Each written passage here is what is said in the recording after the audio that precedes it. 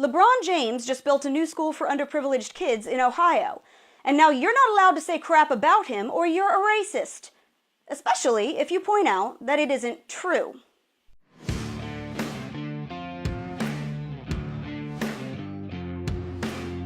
Hi guys, I'm Brittany Hughes and welcome back to Reality Check on MRC TV. So the media drooled all over their own shoes this week over LeBron James's new school in Akron, Ohio. A school that to them has made LeBron a charity god who's now immune from any criticism whatsoever. He's gone on a national tour about this school. ESPN ran a special on it.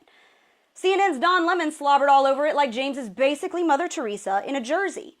Newsweek claimed that James should replace Betsy DeVos as Secretary of Education. Lemon called Trump a racist for daring to criticize LeBron in a tweet.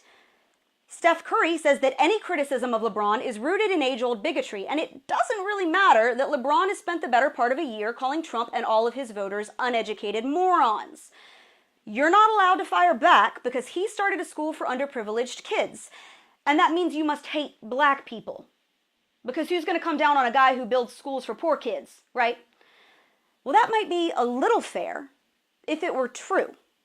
See, here's the truth about LeBron James's school for the underprivileged. It turns out that as much as 80% of it is going to be funded by taxpayers in Akron, which is about 60% white, by the way. The school has conveniently become known as LeBron's school, as though he's funding the whole thing all by his lonesome. But it's actually a public school that's going to be paid for primarily with tax dollars. The school district is shifting money and teachers from other area schools to this new school, where the kids will be given free breakfast and lunch courtesy of taxpayers. The district already owns the building and all of the buses that will be used. And here's the breakdown. So far, the school is going to cost an estimated $8 million a year.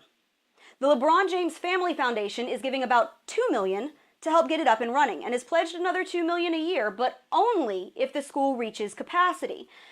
Until then, they're only on the hook for about $500,000 a year. Now, that's not a small chunk of change, but that money does not come from LeBron. It comes from all the donors and companies all across the country who've given to his foundation. LeBron's also getting credit for promising scholarships to the University of Akron, but those scholarships are guaranteed by the college, not his foundation. Now, LeBron himself made $85.5 million last year alone. That's enough to fund this entire school for more than a decade. But he's not. So naturally, taxpayers are getting upset that LeBron's going all over the country calling this his school, as though he funded the whole thing himself. Now, of course, The Root blames racist MAGA hat wearers for trying to steal credit from LeBron because he's a black guy. Except they're not racists. They just want to know why LeBron is getting all the national credit for stuff that they are paying for. And frankly, that's a pretty fair question.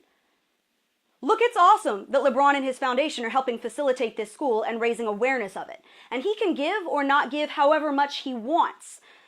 But if we're going to start idolizing celebrities for their charity and condemning anyone who criticizes them as a bunch of racist bigots, then let's at least be honest with the facts. LeBron James is not paying for this school. Donors through his foundation are helping subsidize it. But it's taxpayers, particularly white ones, who are footing the bill. So next time Don Lemon or The Root or Steph Curry want to climb up on their high horses and slam white folks for daring to say words, maybe they should look at who's actually signing the checks first. Because newsflash, it's all of us. And that's your Reality Check, America. Subscribe to our YouTube page, like us on Facebook and Twitter, and stay sane out there.